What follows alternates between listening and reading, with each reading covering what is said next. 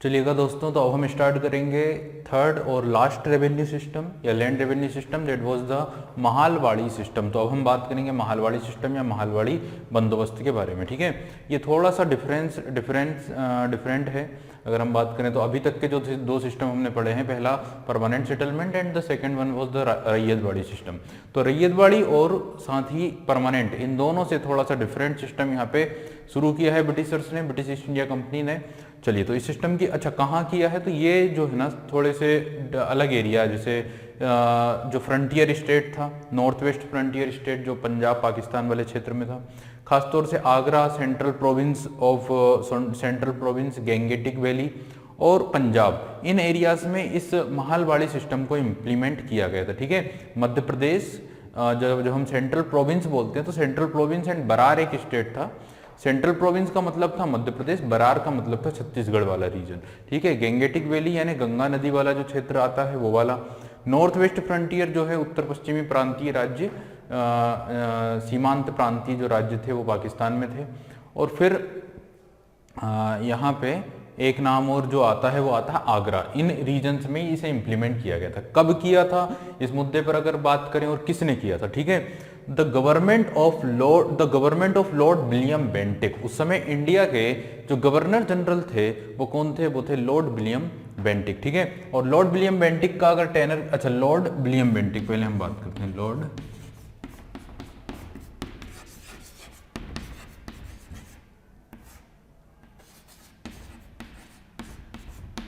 तो Lord William Bentinck की अगर बात की जाए, इनके समय पर इसे इम्प्लीमेंट किया गया था। Who was the governor general of India between 1828 1828 से लेकर इनका जो शासनकाल चलता है वो 1835 1835 तक चलता है।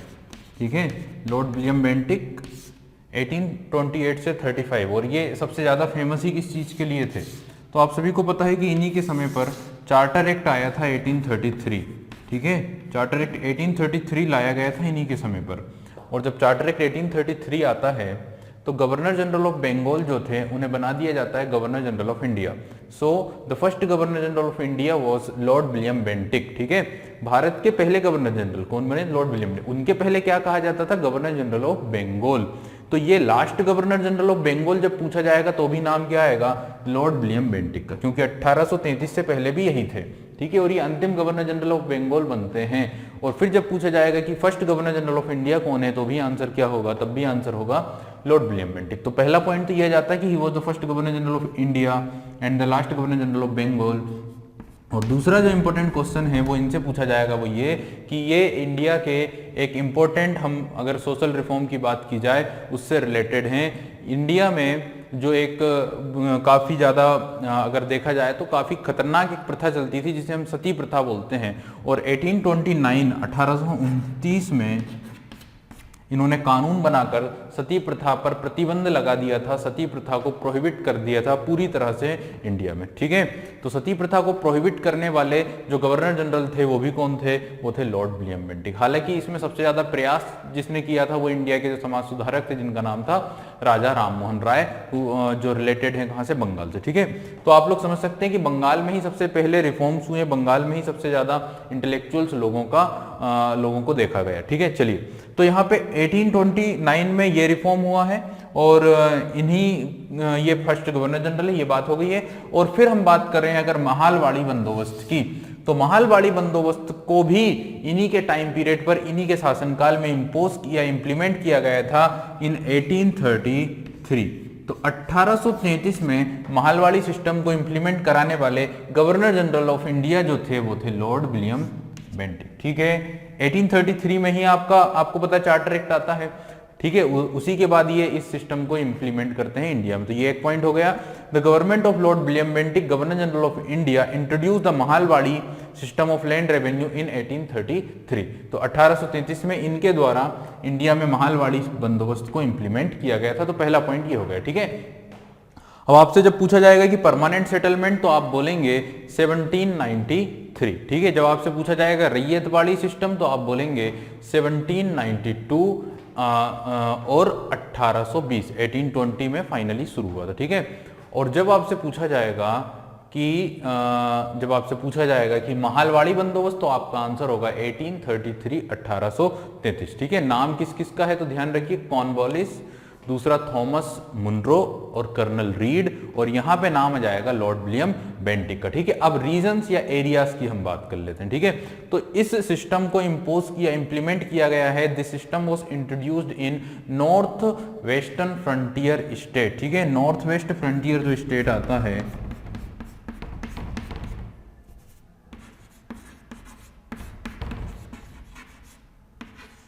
प्रोविंस कहा जाता है वैसे, north west frontier province, north west frontier जो प्रोविंस है वो आपका आता है पाकिस्तान में। ठीक है, तो नॉर्थ वेस्ट फ्रंटियर प्रोविंस। दूसरा नाम आता है सेंट्रल प्रोविंस। ठीक है, या आगरा, पहले हम बात कर लेते हैं आगरा। ठीक है, फिर सेंट्रल प्रोविंस,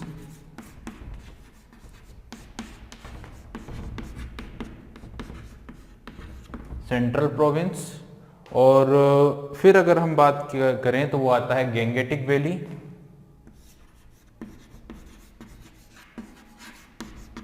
यानी गंगा के घाटी वाला जो क्षेत्र है, गैंगेटिक वैली वाला जो एरिया है वो। और इसके अलावा इस सिस्टम को इम्प्लीमेंट किया गया है पंजाब के बड़े क्षेत्र में। ठीक है, जब हम सेंट्रल प्रोविंस जब हम बोलते हैं तो इसका मतलब यहाँ पे आ जाता है मध्य प्रदेश। तो इन रीजन्स में, इन एरियाज में इस सिस्टम को, इस बंदोबस्त को इम्प्लीमेंट किया गया था। और टोटल EIC के अगर एरिया की बात की जाए तो टोटल 30% एरिया पर इस प्लान को इम्प्लीमेंट किया गया था। ठीक है, it was implemented on 30% area of EIC। East India company के 30% क्षेत्र पर हम महालवाड़ी बंदोबस्त को लागू किया गया था। ठीक है, this had elements of both zamindari and the ryotwari system. ठीक है, तो ये जो बंदोबस्त था इसमें दोनों के दोनों उन बंदोबस्तों का रूप हमें हल्का हल्का सा देखने को मिलता है। यानी इसमें उस जमींदारी प्रथा का या स्थायी बंदोबस्त का भी अंश देखने को मिलता है, का भाग देखने को मिलता है, और साथ ही जो रैयतवाड़ी सिस्टम था जो अभी हमने डिस्कस किया है, थॉमस मुनरो ने शुरू किया, उसका भी कुछ अंश, कुछ प्रॉपर्टी हमें देखने को मिलती है। ठीक है, तो ये पॉइंट ये इंपॉर्टेंट है कि this had elements of both the zamindari and the ryotwari. Zamindari का मतलब है परमानेंट यानी स्थायी बंदोबस्त से। ठीक है, अब देखिए एक कंसेप्ट मैंने अभी आप लोगों को बताया था कि यहाँ पे जब हम महालवाड़ी की बात करते हैं तो महाल का मतलब क्या है। महाल शब्द से आप पूरे कंसेप्ट को समझ जाएंगे, और महाल का यहाँ पे मतलब या मीनिंग जो है वो ये है कि या तो एक विलेज, एक गांव, या फिर कुछ गांव का एक समूह। ठीक है, लगभग 5 विलेजेस के एक समूह को क्या कहा गया, महाल कहा गया। ठीक है, तो महाल का मतलब है या तो एक गांव से संबंधित है या फिर कुछ गांव के ग्रुप से संबंधित है। तो कुछ गांव के समूह को कहा जाता है महल या महाल, या फिर एक गांव को कहा जाता है महाल। ठीक है, तो अब क्या था कि एक पर्टिकुलर एरिया जो कि या तो एक गांव होगा या 10 गांव होगा, उसको हमने बोल दिया महाल। और महाल का जितना भी टैक्स होगा, जितना भी रेवेन्यू या जितना भी टैक्स वहां पे लेवी किया जाएगा, उस टैक्स को कलेक्ट करने का काम होगा किसका, उस टैक्स को कलेक्ट करने का काम होगा जो विलेज के हेडमैन होंगे। ठीक है, या उस महाल के जो हेड होंगे उनका। ठीक है, तो वो व्यक्ति पूरा टैक्स कलेक्ट करके किसे दे देगा, स्टेट को या गवर्नमेंट को, स्टेट को या गवर्नमेंट को वो टैक्स दे देगा। ठीक है, तो इस सिस्टम को हमने कहा महालवाड़ी सिस्टम, क्योंकि यहाँ पे एक ग्रुप बनाया गया था विलेज का या गांव का। ठीक है, जिसे कहा गया था महल, और महल में या उस पर्टिकुलर ग्रुप में एक हेड होगा। ठीक है, उन सभी एरिया का एक लीडर होगा, और उस लीडर को कहा जाता है, ठीक है, उस लीडर को कहा जाता है लंबरदार। तो लंबरदार जो होगा वो टैक्स को कलेक्ट करेगा सभी लोगों से, और उस टैक्स को दे देगा किसी गवर्नमेंट को या स्टेट को। ठीक है, तो ये जो सिस्टम है, ये सिस्टम को हमने कहा महालवाड़ी सिस्टम या महालवाड़ी बंदोबस्त। चलिए अब हम बात करेंगे provisions of the Mahalwari system, और फिर जो भी उसके फॉल्ट्स हैं, जो भी उसकी डिसएडवांटेजेस हैं, उसके ऊपर हम बात करेंगे। ठीक है, चलिएगा। तो अगर हम बात करें महालवाड़ी सिस्टम की, तो हम बात करेंगे provisions of the Mahalwari system. Mahalwari system या महालवाड़ी बंदोबस्त के क्या प्रावधान थे, क्या उसके इंपॉर्टेंट पॉइंट्स थे, उसको समझने की कोशिश करते हैं। उससे पहले आप लोग ये चीज़ समझ चुके हैं कि ये जो 3 बंदोबस्त हैं उसमें तीसरे नंबर पर सबसे आखिरी में जो बंदोबस्त आया है 1833 में by the Lord William Bentinck, और कहाँ कहाँ पर इसे इम्प्लीमेंट किया गया था, तो नॉर्थ वेस्टर्न फ्रंटियर स्टेट या प्रोविंस, इसके अलावा जो गेंगेटिक दोआब वाला रीजन है, गेंगेटिक वैली वाला रीजन है वहाँ पर आगरा में, ठीक है। इसके अलावा अगर हम बात करें पंजाब में, तो इन पर्टिकुलर रीजन्स में या इस एरिया में इस सिस्टम को लागू किया गया था, और लगभग 30% ईस्ट इंडिया कंपनी की टेरिटरी के 30% पार्ट पर हमने महालवाड़ी बंदोबस्त को इम्प्लीमेंट किया था, ठीक है। किसने किया था? लॉर्ड विलियम बेंटिक ने किया था। कब किया था? 1833 में। तो ये बेसिक पॉइंट्स जो हैं वो ध्यान रखिएगा। ये जो सिस्टम है ना, इसमें कुछ कुछ जो परमानेंट सेटलमेंट है जिसे जमींदारी सिस्टम कहा जाता है, उसके भी कुछ हमें कंसेप्ट देखने को मिलते हैं, और साथ ही साथ जो रैयतवाड़ी सिस्टम है उसके भी कुछ कंसेप्ट हमें देखने को मिलते हैं। यानी कि इसमें दोनों ही जो जमींदारी, जो इसमें दोनों ही जो लैंड रेवेन्यू सिस्टम्स थे, इसके पहले वाले यानी कि जमींदारी और दूसरा रैयतवाड़ी, उन दोनों के ही कुछ ना कुछ कंसेप्ट या कुछ ना कुछ पॉइंट्स हमें यहाँ पे देखने को मिलते हैं, ठीक है। अच्छा, अब हम इसके प्रोविजंस को समझ लें तो सबसे पहला पॉइंट ही ये होगा कि this system divided land into महल, ठीक है। तो इस सिस्टम या इस बंदोबस्त के तहत जो लैंड एरिया था, जो जमीन थी, ठीक है ना, उसे किस में डिवाइड किया गया था? तो लैंड एरिया को डिवाइड किया गया था किसमें? महल में, ठीक है। अब महल क्या होता है? तो मैंने आप लोगों को बताया है कि महल का मतलब होता है या तो आप एक विलेज मान लें, ठीक है, या फिर आप ग्रुप ऑफ विलेज मान लें।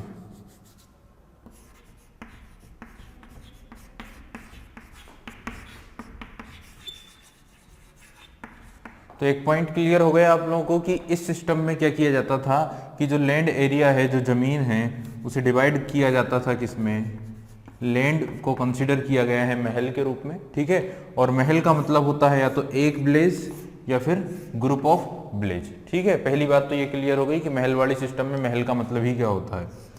अब दूसरी बात ये है कि दूसरा जो पॉइंट है वो ये है कि जो टैक्स है ना, वो किस पर इंप्लीमेंट होगा? तो टैक्स इंप्लीमेंट होगा आपके महल पर, यानी कि या तो एक विलेज पर या फिर ग्रुप ऑफ विलेज पर, टोटल पर जो टैक्स है वो इंप्लीमेंट होगा, ठीक है। तो एक बात ध्यान रखिएगा, the tax was assessed on the महल। तो टैक्स जो इंप्लीमेंट होने वाला है वो किस पर इंप्लीमेंट होने वाला है? महल पर, ठीक है। टैक्स जो लगेगा वो किस पर लगेगा? महल पर लगेगा। तीसरा पॉइंट, तीसरा प्रोविजन ये होगा कि each individual farmer gave his share. तो हर एक किसान को जो एक गांव में रहता है या फिर एक गांव के समूह में रहता है, हर एक किसान को अपना शेयर यहाँ पे देना होगा, ठीक है। Each individual farmer gave his share, तो प्रत्येक किसान को अपना शेयर क्या करना है? देना है। Each individual farmer should gave his shares, ठीक है। तो तीसरा पॉइंट आप लोगों को ये बता दिया कि हर एक व्यक्ति को यानी हर एक फार्मर को अपना जो शेयर है ना, अपना जो भाग है, अपना जो हिस्सा है, वो टैक्स के रूप में चुकाना ही होगा, ठीक है ना। नेक्स्ट पॉइंट, तो यहाँ पे अगर हम बात करें कि जमीन पर किसका हक होगा, क्योंकि जब हम बात करते हैं परमानेंट सेटलमेंट की, तो जमीन पर जो अधिकार होता है वो किसका होता है? वो होता है आपके जमींदारों का, ठीक है। रैयतवाड़ी सिस्टम में जो अधिकार है वो रैयत यानी कि किसानों का होता है। और यहाँ पे अगर बात की जाए तो here also ownership right were given to the peasants. तो यहाँ पर भी जो ओनरशिप के राइट्स होते हैं वो पीजेंट्स यानी किसानों को ही दिए जाते हैं। तो ओनरशिप में कोई प्रॉब्लम ही नहीं है। जमीन पर ओनरशिप किसकी होगी? तो जमीन पर ओनरशिप फार्मर्स की ही होगी, किसानों की ही होगी। इसमें कोई चेंज नहीं है, इसमें कोई भी डिफरेंस नहीं है। तो लाइक रैयतवाड़ी सिस्टम, यहाँ पर भी आपके जो फार्मर्स हैं उन्हें अपनी जमीन का अधिकार रहेगा, ठीक है। नेक्स्ट पॉइंट के ऊपर आते हैं और अगले प्रोविजन की अगर हम बात करें, revenue was collected by the village headman. अब रेवेन्यू को कलेक्ट कौन करेगा? रेवेन्यू को इकट्ठा कौन करेगा, ठीक है ना। बात ये आती है क्योंकि हमें दो चीजें समझना होती है, एक तो गवर्नमेंट जो टैक्स लगा रही है, और दूसरा जिस पर टैक्स लग रहा है, और जिस पर टैक्स लग रहा है वो है कौन? फार्मर, ठीक है। तो यहाँ पे टैक्स कलेक्ट कौन करेगा? गवर्नमेंट के लिए टैक्स कलेक्ट कौन करेगा? गवर्नमेंट के लिए टैक्स कलेक्ट करने का काम होगा विलेज के हेडमैन का।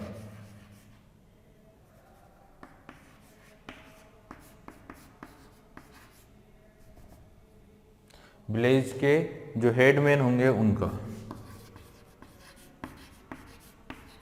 ठीक है। तो विलेज के हेडमैन टैक्स वसूल करेंगे फार्मर्स से और ये हेडमैन टैक्स दे देंगे किसे, गवर्नमेंट को। ठीक हो गई बात, इतनी चीजें आप लोगों को समझ में आ गई होगी।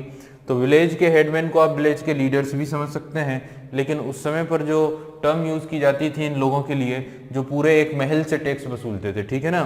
तो एक ऐसा व्यक्ति, एक ऐसा रुतबेदार व्यक्ति, ठीक है, एक ऐसा पर्सन जो ये दावा करता है कि ये पूरा जो लैंड एरिया है, ये पूरा जो क्षेत्र है, ये मेरे अधिकार में है, ठीक है, ये जमीन मेरे हिस्से की है या ये जमीन पर मेरा अधिकार है। अगर कोई व्यक्ति ऐसा बोलता है या फिर वो एक हेड है किसी विलेज का या फिर एक ग्रुप ऑफ विलेज का, तो उस व्यक्ति को हम बोलेंगे हेडमैन, ठीक है, या फिर हम बोलेंगे लीडर ऑफ द विलेज, या फिर हम उसे उस समय पर जो टर्म यूज की जाती थी वो होती थी लंबरदार की। तो इसे हम क्या बोल सकते हैं, लंबरदार। लंबरदार जो मुखिया होता था या लंबरदार जो व्यक्ति होता था वो टैक्स वसूल करता था पूरे के पूरे महल से, और महल में इट मीन्स की रहने वाले फार्मर्स से, और फिर वो ये टैक्स दे देता था किसे, गवर्नमेंट को। ठीक है, इतनी बात क्लियर हो गई आप लोगों को। अब जो टैक्स है उसकी रेट कितनी होती थी या वो टैक्स किस बेस पर लगाया जाता था, टैक्स किस आधार पर लगता था, यानी टोटल जो उपज हुई है, टोटल जो रेवेन्यू जनरेट हुआ है उस पर टैक्स लगेगा, या फिर जैसे कि रैयतवाड़ी सिस्टम में हम देखते हैं, तो रैयतवाड़ी सिस्टम में क्या होता था कि टैक्स जो लगता था वो लगता था किस बात पर, कि आपकी जो जमीन की जो कंडीशन है उसके आधार पर। ठीक है, जमीन की जो स्थिति है, जैसे ज़्यादा उपजाऊ जमीन है तो उस पर थोड़ा सा ज़्यादा टैक्स लगता था, या जहाँ पे इरिगेशन है या जो इरिगेटेड लैंड है उस पर टैक्स ज़्यादा लगता था, और जो ड्राई लैंड होता था उस पर टैक्स हल्का सा थोड़ा कम कर देते थे। ठीक है, तो 50 और 60% आपने देखा, 50% ड्राई लैंड पर और 60% इरिगेटेड लैंड पर। ठीक है, रैयतवाड़ी में। परमानेंट सेटलमेंट में तो ऐसा था कि टैक्स की जो रकम थी वो फिक्स हो चुकी थी, वो परमानेंटली बता दी जा चुकी थी, और 10 ईयर के लिए उतना ही टैक्स आपको देना होता था, चाहे आपकी पैदावार हो चाहे आपकी पैदावार ना हो, आपको उतना टैक्स तो देना ही होता था। हालांकि कुछ केस में कभी कभी उसमें थोड़ा सा पार्शियली और कभी कभी पूरा भी टैक्स देना पड़ता था। ठीक है, तो यहाँ पे अगर हम बात करें, फिलहाल सिंपल कंसेप्ट आप लोग ये समझें कि यहाँ पे जो टैक्स होगा वो किस बेस पर लगेगा, ये चीज हमें समझना है। तो ये छठा जो प्रोविजन है वो ये है कि it introduce the concept of average rent for different soil classes. ठीक है, तो यहाँ पे एक औसत जो है एवरेज निकाला जा रहा है, एक औसत रेंट लगाया जा रहा है, और वो भी किस पर, जमीन की अलग अलग क्लास पर। ठीक है, जमीन की क्या स्थिति है, सॉइल की क्या पोजीशन है। ठीक है, जैसी जमीन है उस हिसाब से एक एवरेज टैक्स गणना की गई थी, एक एवरेज टैक्स कैलकुलेट किया गया था according to different class of soils. ठीक है, तो विभिन्न प्रकार की जमीनों पर या विभिन्न प्रकार की मिट्टियों के आधार पर हर एक जगह पर एक एवरेज टैक्स की गणना की गई और उतना ही टैक्स यहाँ पे लगाया गया। ठीक है, तो ये एक चीज आप लोग समझे। The state share of the revenue अगर बात की जाए तो स्टेट को ये रेवेन्यू का कितना परसेंट मिलने वाला था। ठीक है, तो एक एवरेज अगर हम बात करें ना, एवरेज अगर हम बात करें तो यहाँ पे मैं बता दूं आप लोगों को 66%, 66% जो है वो रेंट वैल्यू या रेवेन्यू जो है वो किसको मिलेगा, टोटल रेवेन्यू का। ठीक है, रेंटल जमीन की टोटल जो रेवेन्यू होगी उसका 66% भाग जो होगा वो किसे रखना होगा या किसे दिया जाना तय हुआ, गवर्नमेंट को। ठीक है, तो गवर्नमेंट को इस सिस्टम के तहत कितना टैक्स मिल रहा था, 66%। ठीक है, और आप लोग समझ लें कि अगर 100 रुपीज आ रहे हैं तो 66 रुपीज किसे दे दिए जाएंगे, गवर्नमेंट को, बचेंगे कितने, 37 रुपीज। ठीक है, this settlement was agreed upon for 30 years. ये सेटलमेंट कितने ईयर्स तक चलेगा, तो ये बात तय हो गई कि ये 30 सालों तक चलने वाला एक भू राजस्व की व्यवस्था है, ये 30 ईयर तक चलने वाली भू राजस्व की व्यवस्था थी। ठीक है, फिर अगर हम बात करें the system was called modified zamindari system.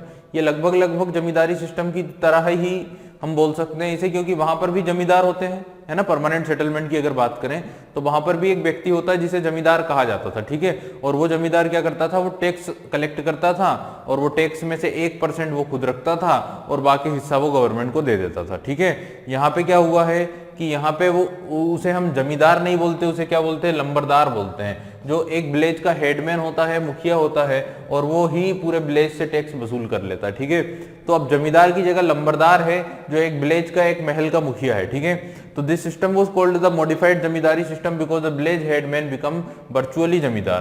तो जो विलेज का या गांव का जो हेडमैन है वो एक प्रकार से वर्चुअली क्या, जमींदार की ही तो भूमिका निभा रहा है ना। तो अगर बात की जाए तो वो आंशिक रूप से या वर्चुअली वो एक जमींदार के ही तरह ही काम कर रहा है। तो इसलिए हमने कहा है कि ये जो बंदोबस्त है, this system is called the modified zamindari system. एक परिवर्तित रूप से ही जमींदारी सिस्टम का ही एक रूप हमें देखने को मिलता है, ठीक है। बट यहाँ पर क्या है, जमींदार शब्द की जगह हम क्या यूज करते हैं, लंबरदार शब्द यूज करते हैं, ठीक है। तो यहाँ पे ये पॉइंट आप लोगों को क्लियर हो गया होगा और ये प्रोविजन समझ में आ गए होंगे महलवाड़ी सिस्टम के या महालवाड़ी सिस्टम के, कि आखिर महालवाड़ी सिस्टम में क्या होता है या क्या नहीं होता है। तो एक बार और देख लेते हैं। सबसे पहले ही पॉइंट ये आता है कि in this system the land was divided into Mahal. Mahal means the village and the group of villages. तो यहाँ पे इस सिस्टम में आपने, इस बंदोबस्त में आपने जो लैंड एरिया है उसे महल में, महल का मतलब होता है विलेज या फिर ग्रुप ऑफ विलेज में डिवाइड किया हुआ, यानी कि एक महल, दो महल, इस तरह से। अब यहाँ पे अगर बात की जाए तो टैक्स जो होगा वो किस पर असेस किया जाएगा, टैक्स किस पर एक्सेस किया जाएगा, टैक्स किस पर लगाया जाएगा। तो ध्यान रखिएगा, the tax was assessed on mahals. तो टैक्स जो लगेगा वो किस पर लगेगा, टैक्स असेस किस पर होगा, तो टैक्स असेस ही किस पर होगा, महल पर, ठीक है। Each individual farmers gave his share. तो हर एक किसान को अपना अपना शेयर यहाँ पे चुकाना होगा। यहाँ पे ओनरशिप राइट्स रहेगी फार्मर्स की, ऐसा नहीं है कि उनके जो अधिकार हैं जमीन पे से वो राइट्स खत्म हो गए होंगे। Revenue was collected by the village headman, जिसे लंबरदार कहा जाता है, उसे टैक्स वसूलना है। It introduce the concept of average rents for different soil classes. तो यहाँ पे एक एवरेज रेंट का कंसेप्ट आया है कि एवरेज औसत रेंट लगाई जाएगी डिफरेंट क्लास ऑफ सॉइल्स पर, अलग अलग मिट्टी के ऊपर, अलग अलग जमीन के की स्थिति के ऊपर, ठीक है। The state share of the revenue was 66%। तो लगभग 66% जो टैक्स है वो, या जो रेवेन्यू है वो गवर्नमेंट के पास जाएगा टोटल इनकम का, ठीक है।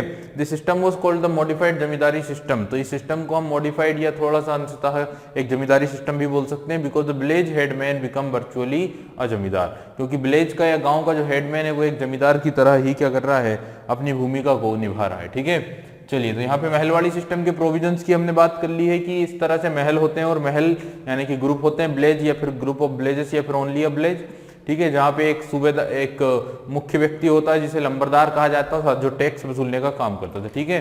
तो लगभग जमींदारी सिस्टम की ही तरह है।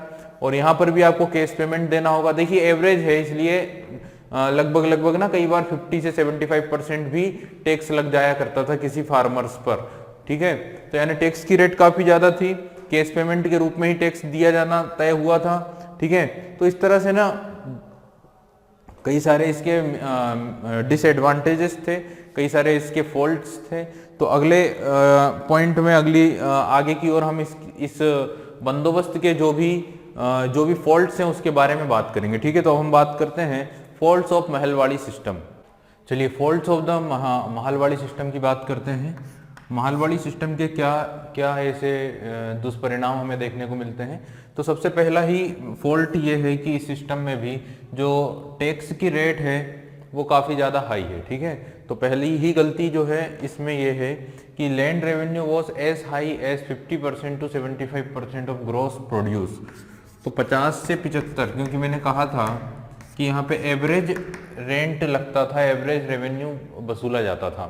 तो लगभग 50 से लेकर 75% तक टैक्स वसूला जाता था किसी भी ग्रोस प्रोड्यूस का, ठीक है, दूसरे नंबर पे। तो इतनी ज़्यादा टैक्स की रेट होना ही सबसे बड़ी मिस्टेक है, सबसे बड़ी गलती है, सबसे बड़ा फॉल्ट है। Productivity decline because of the fragmentation of farm land. देखिए, अब जो खेती योग्य जमीन थी ना, उसे क्या किया जाता था, फ्रेगमेंट किया जाता था, डिवाइड किया जाता था अलग अलग लोगों में, अलग अलग व्यक्तियों में, ठीक है, by the headman of the farmer, by the headman of village. तो विलेज का या गांव का जो हेडमैन होता था, जो लंबरदार होता था, वो क्या करता था, जमीन को अलग अलग किसानों में बांट देता था, ठीक है। तो जमीन के कई सारे फ्रेगमेंट हो जाते थे, जिससे प्रोडक्टिविटी क्या हो जाती थी, घट जाती थी, ठीक है। So the productivity was going to decline because of the fragmentation of the farmland. तो फार्मलैंड के यानी खेती योग्य जमीन के बढ़ जाने के कारण जो प्रोडक्टिविटी थी वो धीरे धीरे डिक्लाइन होती रही, धीरे धीरे कम होती रही, ठीक है। As revenue was demanded in the form of cash. तो सबसे बड़ी प्रॉब्लम यह है कि रेवेन्यू किस फॉर्म में डिमांड किया जा रहा है, रेवेन्यू डिमांड किया जा रहा है केस के फॉर्म में, ठीक है। अब अगर आप किसान से बोलें कि भाई आप रेवेन्यू जो टैक्स है वो केस के फॉर्म में दीजिए, तो ये उसके लिए काफ़ी ज़्यादा कष्टकर होता है, काफ़ी ज़्यादा नुकसानदायक होता है, ठीक है। क्योंकि अब उसे अपने क्रॉप को, अपने प्रोड्यूस को बेचना होगा, और बेचने के बाद जब उसे केस अमाउंट उसे प्राप्त होगा तब वो आपको टैक्स दे पाएगा, ठीक है। और फिर उसे मजबूर होना पड़ेगा और अपनी क्रॉप को किसी भी दाम पर बेचना पड़ेगा, ठीक है, और उसे सही दाम नहीं मिल पाएंगे, जिससे उसकी फाइनेंशियल कंडीशन और ज़्यादा बिगड़ेगी। तो क्या हो रहा है कि like ryotwari system, in this system also the revenue was demanded in the form of cash, ठीक है। तो ये भी एक सिमिलरिटी यहाँ पे देखने को मिलती है। Farmer started cultivating cash crops, तो अब फार्मर्स क्या करेंगे, किसान क्या करेंगे, फार्मर्स ऑब्वियसली कि अब फूड क्रॉप्स प्रोड्यूस करने के बजाय केस क्रॉप जो हैं उनके ऊपर ज़्यादा फोकस करेंगे, ऐसी फसलें बोएंगे जिनसे इमीडिएटली केस क्या हो सके, मिल सके। अब जब केस क्रॉप के ऊपर ज़्यादा फोकस होने लगेंगे फार्मर्स, इससे क्या होगा, इससे जो फूड है, फूड क्रॉप्स है या जो फूड की अवेलेबिलिटी है वो क्या होने लगेगी, कम होने लगेगी, ठीक है, जिसके कारण हमारे देश में फेमाइन या भुखमरी या अकाल जैसी जो चीजें हैं वो देखने को हमें मिलती है उस टाइम पर, ठीक है। तो as revenue was demanded in the form of cash, farmer started cultivating cash crops instead of food crops that could give them immediate cash. तो ये एक बड़ी प्रॉब्लम आ गई थी कि केस क्रॉप प्रोड्यूस की जाने लगी थी क्योंकि उन्हें इमीडिएटली केस चाहिए होता था रेवेन्यू फिल करने के लिए, टैक्स फिल करने के लिए, ठीक है। फोर्थ जो प्रॉब्लम थी वो ये थी कि अब क्या होगा कि अगर मान लो कि आपका प्रोडक्शन उतना ज़्यादा नहीं हो पाया है और अगर आप टैक्स पूरा नहीं दे पा रहे हैं, देन फिर क्या करते थे फार्मर्स, देन फिर फार्मर्स क्या करते थे कि फार्मर्स को अपनी ज़मीन को बेचना पड़ता था या अपनी ज़मीन को लीज पर रखना पड़ता था, ठीक है, किसके पास, मनी लेंडर्स के पास, और मनी लेंडर्स से वो कुछ पैसा प्राप्त करके गवर्नमेंट को टैक्स देते थे, ठीक है। तो ये एक चीज हो जाती थी। फिर मनी लेंडर्स को अगर ये नहीं दे पाए, क्योंकि अगर मान लो कि अगले साल भी अगर ठीक ठाक फसल नहीं हो पाई तो मनी लेंडर्स क्या करेंगे, वो आपकी जमीन को बेच देंगे, ठीक है। तो ये एक प्रॉब्लम हो गई है कि sale of land to money lenders as a result of a failure in repaying the डेप्ट, ठीक है। तो अगर आपने उधार या डेप्ट अगर नहीं दे पाए हैं, अगर आप डेप्ट देने में फेल हो गए हैं, तो फिर आपकी जो जमीन है वो मनी लेंडर के द्वारा यानी साहूकारों के द्वारा बेच दी जाती थी। तो आप लोग देख रहे हैं कि कितनी ज्यादा प्रॉब्लम्स हैं इन पर्टिकुलर लैंड रेवेन्यू सिस्टम्स में, ठीक है। सबसे बड़ी प्रॉब्लम ही ये है कि टैक्स की रेट काफी ज्यादा क्या है, हाई है। फिर जो लैंड एरिया है उसे डिवाइड किया जाता है, फ्रेगमेंट किया जाता है अलग अलग लोगों में, जिससे कि जो एवरेज प्रोडक्टिविटी है वो घट जाती है, ठीक है। तीसरी बात, जो लैंड रेवेन्यू है वो कैश के फॉर्म में लिया जा रहा है, जिससे फार्मर्स कैश क्रॉप की ओर फोकस करने लगे हैं ताकि उन्हें इमीडिएटली कैश मिल सके, ठीक है। और फिर अगर हम बात करें तो यहाँ पे साहूकारों की बड़ी समस्या है, और साहूकार क्या करते हैं, आपकी जमीनों को बेच देते हैं अगर आपने डेप्ट पूरा नहीं कर पाए हैं, अगर आपने उधार पूरा नहीं दे पाए। इस तरह से हमने इन तीनों सिस्टमों को पढ़ने के बाद हमने ये चीजों को समझ में आती है बात कि अगर जमींदारी सिस्टम और अगर हम रैयतवाड़ी सिस्टम की बात करें, तो जमींदारी सिस्टम और रैयतवाड़ी सिस्टम तो हमारे देश में जो पूर्व की जो प्रथाएं थी उससे लगभग एक समान ही थे, ठीक है ना। जमींदारी सिस्टम पहले भी चलता था, जमींदार हुआ करते थे राजाओं के समय पर भी, और दूसरा जो है रैयतवाड़ी सिस्टम जिसमें फार्मर्स से डायरेक्टली टैक्स वसूल लिया जाता था। तो ये दो प्रथाएं तो हमारे देश में मिलती ही थी, बट ये जो एक नया सिस्टम है ये उतना ज्यादा प्रचलित नहीं था, जो थोड़ा सा डिफरेंट था, ठीक है। कौन सा, महलवाड़ी या महालवाड़ी सिस्टम। 30% एरिया पर इम्प्लाई किया गया था, और कहां कहां पर हुआ है वो मैंने आप लोगों को बताया। किसने अप्लाई किया है और कब किया, तो 1833 लॉर्ड विलियम बेंटिक, नाम ध्यान रखिएगा, ठीक है। अब देखिए अंग्रेजों की अगर बात करें ना, तो अंग्रेजों ने क्या किया है, अंग्रेजों ने लैंड को या जमीन को एक ऐसी निजी संपत्ति बना दिया है, एक ऐसी प्राइवेट जो संपत्ति है वो बना दिया है, जिसे इजीली क्या किया जाता है, बेचा जाता है, ट्रांसफर किया जाता है, खरीदा जाता है, ठीक है। तो देखिए अंग्रेजों ने भूमि को एक नए प्रकार की निजी संपत्ति इस प्रकार पैदा की कि उसका लाभ काश्तकारों को नहीं मिला, ठीक है। तो एक प्रकार की जो प्राइवेट प्रॉपर्टी है वो बना दी है, लेकिन उसका प्रॉफिट जो है ना, उसका प्रॉफिट फार्मर्स को नहीं मिल रहा है। तो इसका प्रॉफिट, ये चीज कंफर्म हो गई कि इसका प्रॉफिट किसको मिल रहा है, गवर्नमेंट को मिल रहा है, ठीक है। तो इन पर्टिकुलर पॉलिसीज के माध्यम से अंग्रेजों ने क्या किया है, सबसे बड़ी चीज कि इन्होंने लैंड एरिया को या जमीन को या खेती योग्य जमीन को एक ऐसी प्राइवेट प्रॉपर्टी बना दी है जिससे कि उनका प्रॉफिट तो पूरी तरह से कंफर्म हो गया है, ठीक है ना, लेकिन काश्तकार यानी किसान का जो प्रॉफिट है उसे अपना प्रॉफिट मिलना यहाँ पे थोड़ा सा प्रॉब्लम में है, ठीक है। काश्तकारों को, किसानों को कोई लाभ नहीं होगा, लेकिन लेकिन गवर्नमेंट को टैक्स मिलना लगभग पूरी तरह 99.99% तय हो चुका है। कैसे हुआ उसे समझाते हैं अपन।